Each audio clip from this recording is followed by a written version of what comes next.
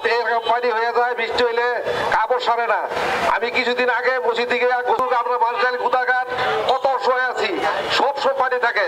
গোসলের পানি 1-2 বছর ধরে পানির সমস্যা বেশি যাইতেছে। আর মা বোন মানে স্কুলে যাইতে পারতেছে।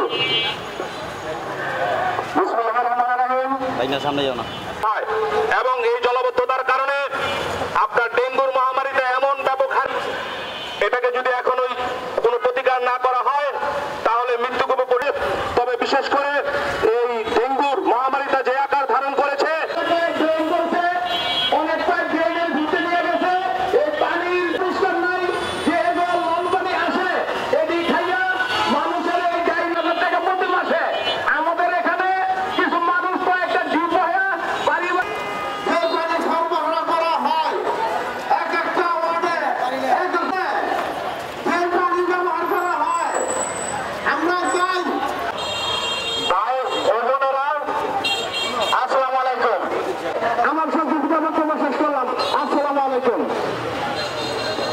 কাজ করা যায়।